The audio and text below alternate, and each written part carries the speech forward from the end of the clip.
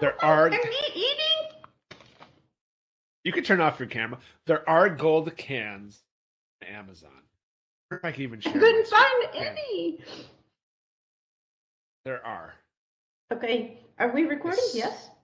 Yeah, I'm gonna find live for our audience. Find gold cans. Now I put, okay, so let's bring our listeners, if you're just jumping in, we had a conversation in previous podcasts. Oh, I see the screen. Mr. Tech. Okay, we had a previous conversation where I expressed the desire for some gold headphones. You can see, so this is great. You can see some of the stuff I've bought before. My pre-workout, my multivitamin, printer ink, Ethernet cables. The thing is, the brushes aren't for shoes. You have really clean shoes, it looks like. There's a lot of brushes. It's for the gloves. Like when I clean the leather baseball gloves. I bet they're real soft. The bristles. Yes, they're horse hair. Oh, whoa. All right, so gold headphones. I searched during our little break, and I was very disappointed in my search. First of all, I have the old-fashioned. First one. I promise that did not show up. Okay, wait a second, though. I don't have Bluetooth. I have a cord. Does it matter? Everybody has Bluetooth. I know I don't. There you go. Look at that. You do. And it's a pretty low price point. I like the price. I'm not big on... Good reviews. Okay. There you go. Okay. Maybe you could send me that link. I'll just... Here, you could look like this awesome guy right here. He does look pretty awesome. Or that guy sleeping. Apparently only dudes buy these. That's true. Oh, they fold up cool. They look totally cool. Well, thanks. All right, so we have established that those gold headphones exist. And you know that I buy my multivitamin and pre-workout from Amazon. And your brushes. Yes, my horsehair brushes. Nice. So, whether I'm like cleaning the glove or even conditioning a glove, I have the mirror effect on. I hate that. I use these and I get all this stuff in there. Mm-hmm. Is that your hobby? I love it. It is it's like my Zen practice. Right. I was thinking that as you were telling me. I bet it's meditative. It is. So, daughter doing her glove next. And you can get this lace dyed in any color. So this is like a teal for her. Nice. So I'll replace like the laces in the glove with whatever color I want. So yes, it's very Zen. That's cool. And then I'm sure it makes great gifts and things because it's customized. Oh yeah. Yep. I've done a couple for my girls in the team, and I have like acrylic paint, so I'll like paint and customize the gloves with colors too, and they love it. It's pretty cool. Do you ever put their name on it? Yes, I've done names, I've done pictures, I've done a lot of stuff. Oh, cool. Yeah, pretty cool. Interesting. So, here we are again. Yes. Believe it or not, this episode is not finding gold hands or headphones on Amazon. It is not about it is not about how I customize baseball gloves, paint them. This is about us figuring out what in the heck we're going to do, because though we're coaches, not experts, we're not trying to be experts, trying to be gurus. We are just trying to follow our hearts, document this journey, and invite you along as we create whatever it is we're supposed to create. So this is us. Mm-hmm. What's the saying? You build the plane as you fly it, which sounds incredibly dangerous. It does. This should be a lot safer. I've never heard that saying. I like it. I had a boss tell me that once when I was assigned to do a project that I had no business doing. And I told them how uncomfortable I was with it. It's like, we'll just build the plane as we fly it. I'm like, that doesn't make any sense.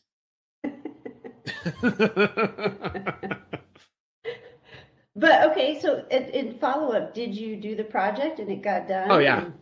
Yeah. Yes. But you learned a lot? Yes. I still think it was the wrong decision, but that's me holding on to bitterness from years ago. We're learning a lot about you. You Heaven do help. baseball gloves and you have some resentments.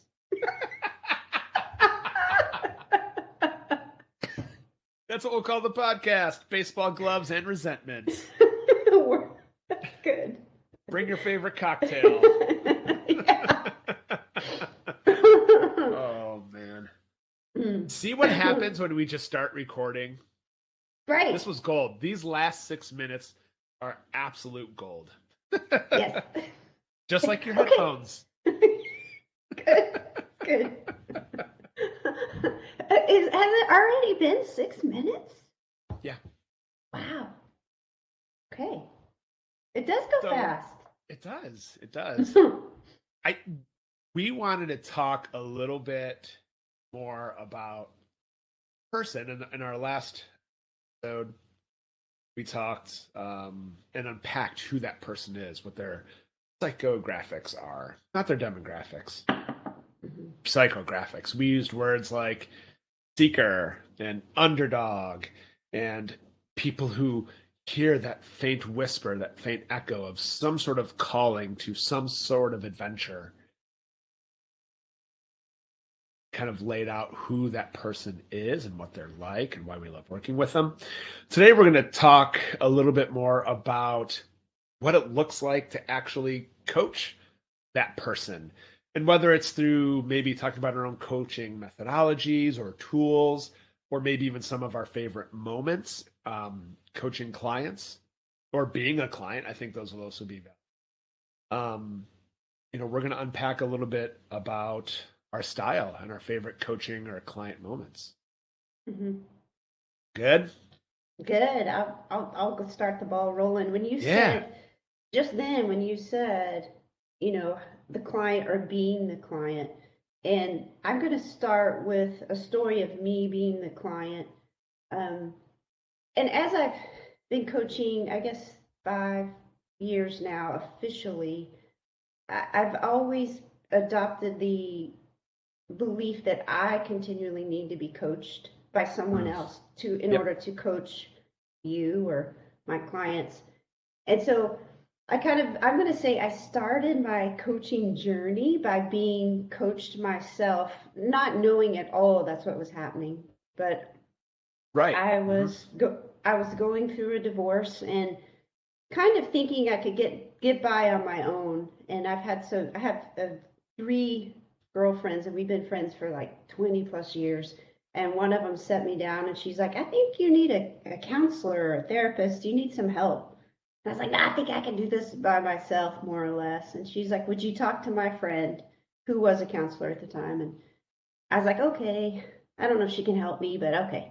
And so one of the very first things she told me when she sat down was that we were going to titrate in a way to get healthy. And she said, do you know what that means? And I said, no. And she described it as when you get an IV. And I think if we have not gotten an IV ourselves, most of us have seen that bag of fluids and that drip. Yep. And I tell this to all my clients now, whatever's in that bag is something really good for you. It's medicine, it's fluids, it's good things. And it needs to be given to you, but it needs to be given to you in very small increments and small drips. And it has to be delivered to you in the right rate. If by chance, the nurse or doctor came in and accidentally opened up that bag of good things and it got into your system too soon, too quick, it may help you, but my thoughts are it would probably hurt you in the long run. Yep. Right? And so she said, we're going to titrate in you getting healthy. And I thought it was such a relief because I thought, oh, you're just going to give me a drip? Like every time I sat down with her and we talked, it was a drip of medicine. It was a drip of goodness. It was a drip of healing. Yeah. And Yeah. that's the same. I tell that story to everybody the first time they sit down with me. We're going to titrate in these good things for you. And again, I gotta call back, what, 2 episodes ago when we talked about my story and that tapestry, and I Yes. mentioned how the tapestry looks beautiful from the outside, but at the back it's full of knots.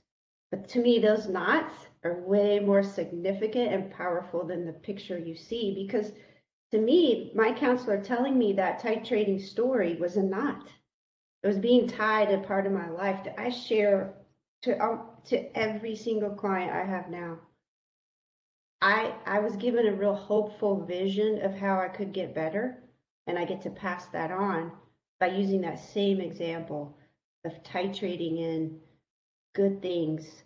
Sometimes I'll tell my clients, if I'm going to titrate in little homework assignments, and those homework assignments are kind of led through something we agree on as we talk together. And it's also very much led by the client, and if they want to do the homework assignment, if they want to receive that drip, because Yes. again, like we talked about, you have to be on some level of willingness to receive and seeking. And so that when you mentioned like sometimes we're the client, and I thought I definitely, or I was being coached, Yep. and it's helped me coach everyone else that I've had contact with. The ripples, they keep going. The ripples. Yep. Yeah. I love that, because I was thinking along the same lines that it goes really nice with your IV drip story, because I was going to start with how I've been coached. And I, just like you, we have the same philosophy that even as a coach, not only do I need to be coached so I can be a better coach, but I believe in coaching so much that I invest my time and effort and money into it.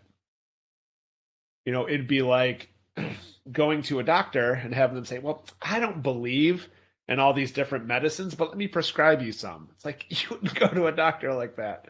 So yes, I believe so much in coaching that I have coached. I love that story, that metaphor about the IV drip, because not only do you get small doses at a time, but you mentioned that it's at the correct rate, and that correct rate is over a long period. You can't just give the whole dose at once, because not only will not only will it not work, but it could potentially hurt you or even kill you.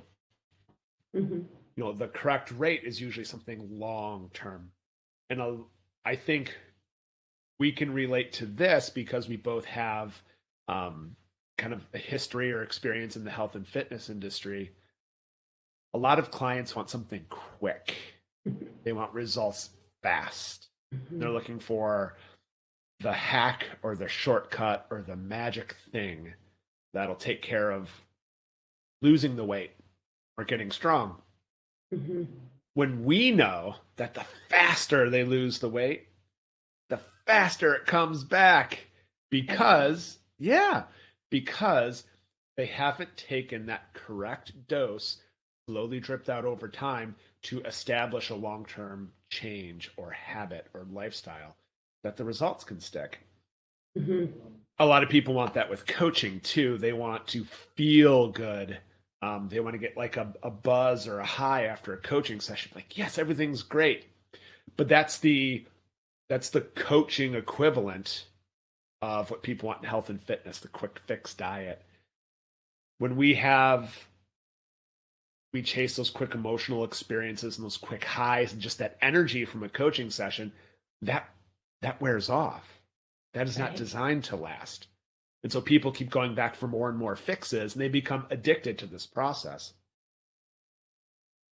And I'm the opposite, and I love clients who are the opposite.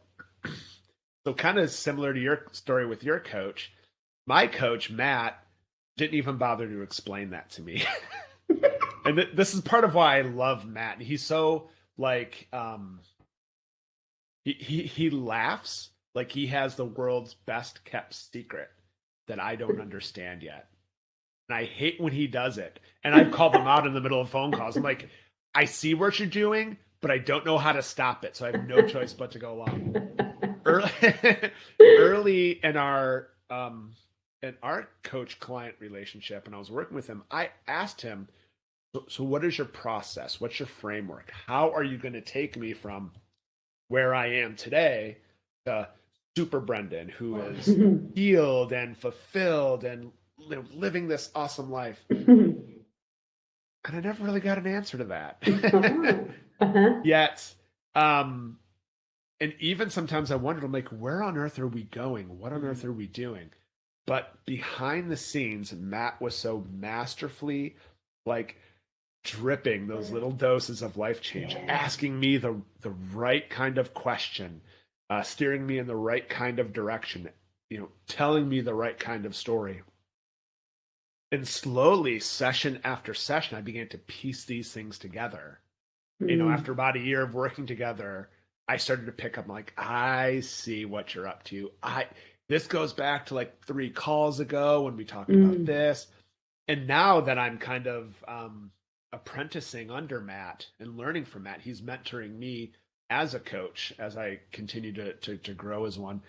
He's really like pulled the curtain back. I see a lot of the tools, and I'm like, and I've told him this, like, I remember when you did this to me. And he'll laugh. Because I think so much with being, a seeker, like you said, the seeker doesn't find and arrive. The seeker only finds the right journey, starts going on that path. Right. None of us are arriving. No.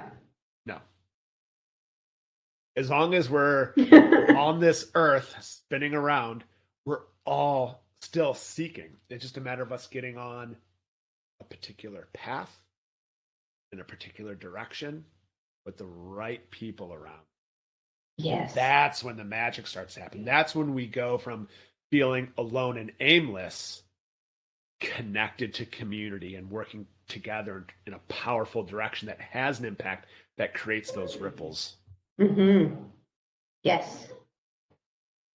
I think just as a little pause, when I realized I would never arrive, I kept waiting for this arrival of myself and this enlightened Jennie.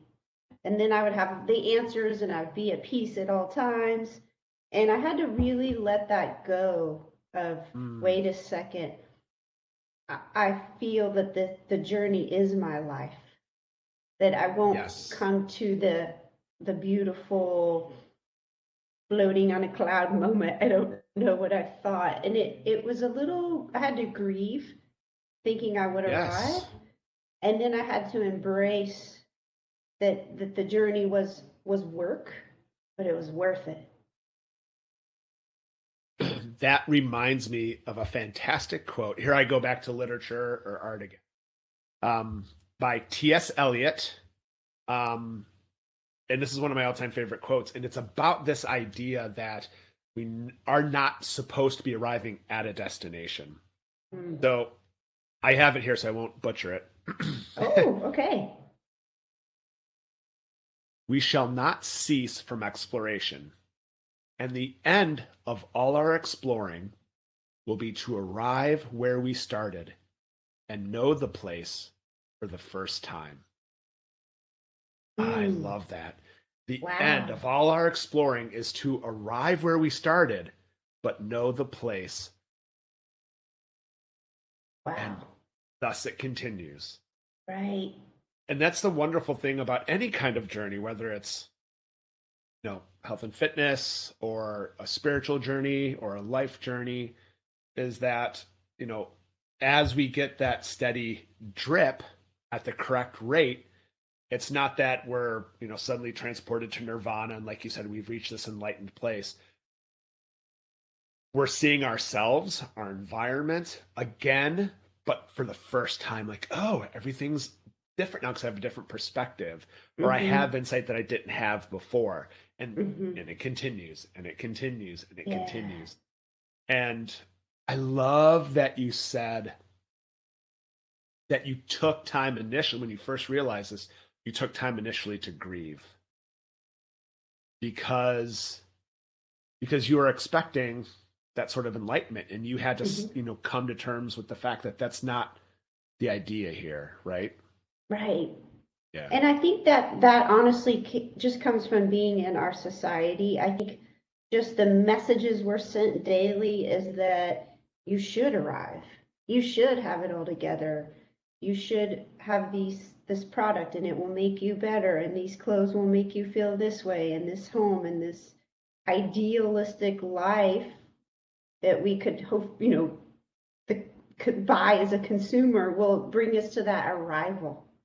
No one's out there saying, hey, this is going to be a journey that's going to be a lot of introspective and a lot of work and a lot of joy and a lot of pain, and it's so worth it. Everyone's telling us you're going to get there and you'll be the retired millionaire or whatever is your feeling of being arrived. And I think that's what I had to grieve, that letting go of this idealistic version of myself that I thought was going to come, especially as I got older. Yep.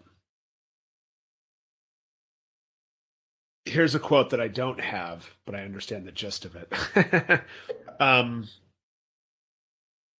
This is part of like kind of the freedom I've had to really explore my spirituality through some of my coaches. Matt, among some others, encouraged me to read a little bit about Zen Buddhism and Zen philosophy. One of the big takeaways I had was that perfection is not something to be achieved, but it's the practice itself. That is perfection. So for example, a lot of people will relate that to meditation, since you brought up reaching your enlightened self, and I threw out the word nirvana, people expect that is the end of meditation. I need to achieve those things, enlightenment, nirvana, nothingness, right? I need to clear my mind. When in reality, for probably 99.99% of us, that's not a thing. That's not, especially for us in a Western American culture. But what I learned is that simple practice, even if we fail miserably, even if I get 30 seconds into my meditation practice and I'm suddenly thinking about cheeseburgers and what I want to stream on Netflix next week, I'm like, oh man, I screwed up. That sucked. No, the practice, the simple fact that I was practicing it is perfection. And I think when people are on this journey, they need to understand that, pull yourself out of this achievement and accomplishment culture where either you make it or you fake it, and simply say, I'm on the journey, and that's it. Yeah. This is it. It's the journey. And after you come to terms with that, and after you grieve, that's when the closest to enlightenment we might ever find arrives, because you're like, yes, this is it. Absolutely it. And that's liberating. I felt so free knowing that, because I'm not grading myself on how well I meditated or how focused my breathing was. It was the practice. That way I get to enjoy it without judgment. I get to enjoy it without the need to perform. And that is so liberating. So liberating. Now, like T.S. Eliot said, I could arrive back at the place where I started and see it again for the first time, and see it again for the first time with wonder and awe. Oh, this is amazing. And I can be present and notice all these amazing things that I didn't before. Probably to a lot of people who, especially if they are achievement based, this probably sounds totally outlandish. Right. And maybe even unproductive. Right. Oh, do not get me started on productive. Oh. It's like we're all computer processors. How can we make ourselves more efficient that we can accomplish even more things in the same amount of time. And at the end of the day, just be more miserable. Mm-hmm. More stress. Yes, does not sound like a life well spent. Agreed. As you were talking and you read that T.S. Eliot quote, and I've never heard it before, so I think you should put that in the notes. Yes. Too, right? The circling back and seeing it for the first time, I thought, well, you're circling back and you're seeing it for the first time because you're changed. You're different on the inside. And yes. isn't that all what we want? Exactly. Right? The seeker, right? The seeker, the underdog. We want to be different. And so it's like you do come back around, but you're a different person and you've changed. That's what changed, yes. Yeah. Yep. I was thinking, whoa, yeah, that's so good. And then when you were saying it's all on the journey, one of the other things I tell my clients is I am walking alongside you on this path. Like we're in this together. You are not alone. Because it is a journey, and I have a real distinct visual of that, of just stepping off. You know that I think it's Robert Frost. It's that path less taken poem, right? Like I think he comes and he sees two paths and he chose the one less taken, traveled by, less traveled by, right? And I have a real visual of putting my foot down in the path that seems the scariest and the less traveled, but the most rewarding and adventuresome. But then I remind myself, I am not alone on that either. I'm not doing this alone. Yep. That's what we're here for, right? And the community we're building. Absolutely. Absolutely. So to quote Frost, oh, yes. 2 roads diverged in a wood, and I took the one less traveled by, and that Wait, you cut out on me. I did? Do I need to read it again? Yes, on the pinnacle moment. Say it again, please. 2 roads diverged in a wood, and I took the one less traveled by, and that all the difference. Yes, made all the difference. And when we take that, continue on Frost's picture here, when we take that path less traveled by and we have the right people traveling with us, it goes back to one of the very first things you said, I think, in our very first podcast. It's worth repeating probably over and over again, is not designed to do this alone. Like, there is a default setting in us that says we are designed to be in some kind of community and to travel this together. Mm-hmm. And I think what we're starting to do here, and maybe this is just happening in my mind, and you've probably already arrived there because you're more enlightened than I. It's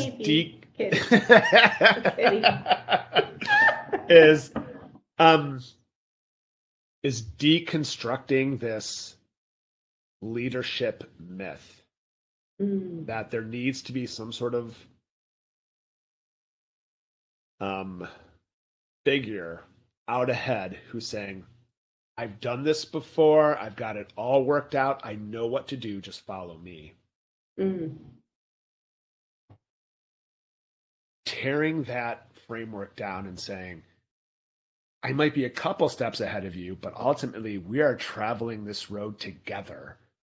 And that, root I just tripped on, or that stick I just stepped on, it's only 2 steps away from you. So if we have anything to share, it's that I just experienced this, not I have it all figured out. Goes back to us not being experts. Yes. Yes.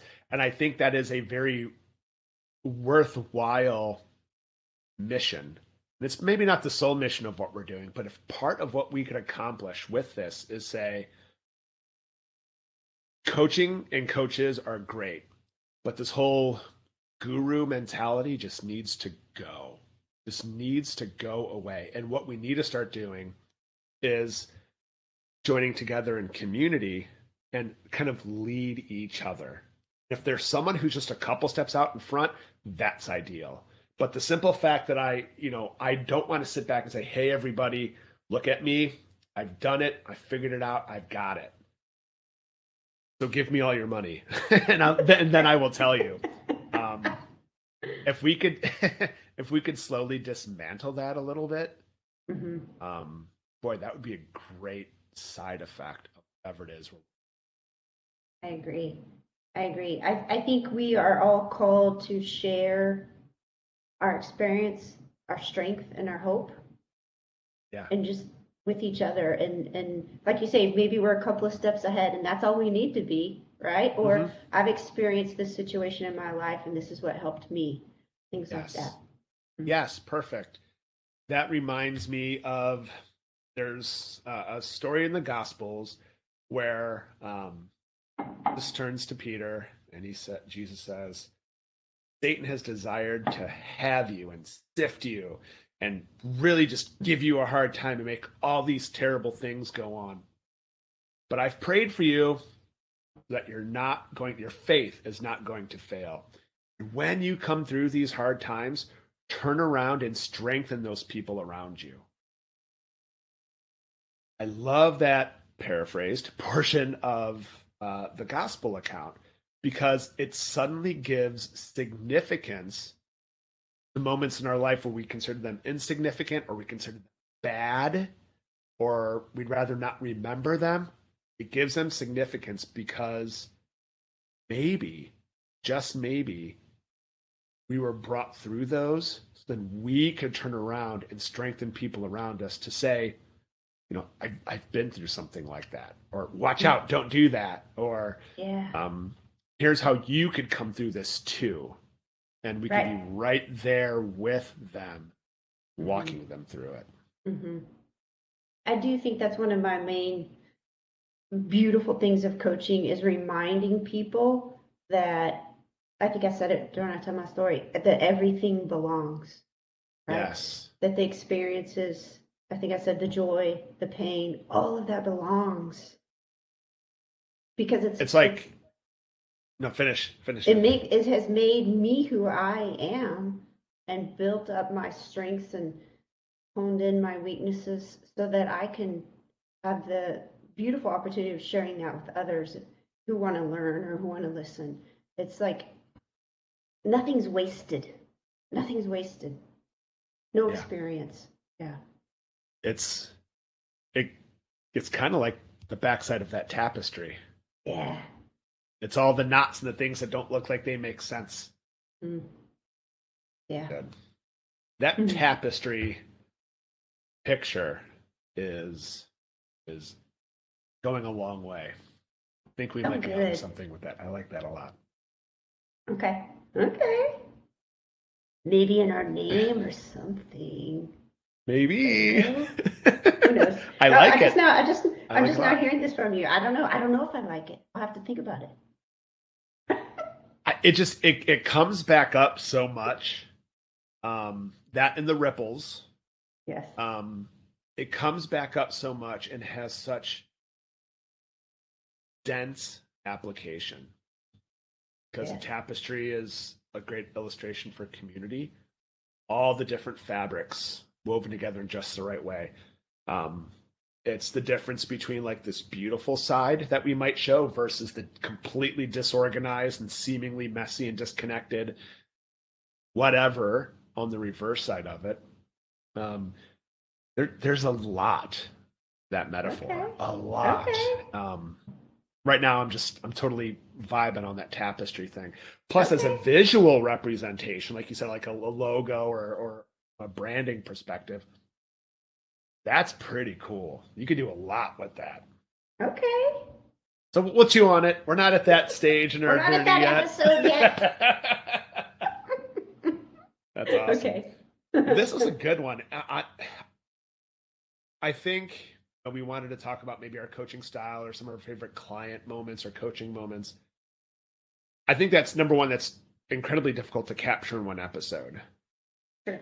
Not only do we have experiences on both sides as client and coach, there's any number of stories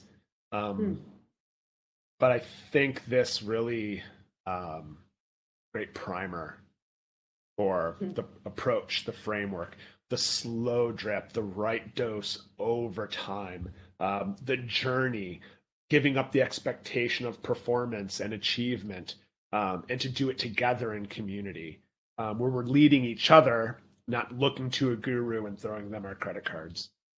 Exactly. Yes. I think that summarizes that pretty darn good.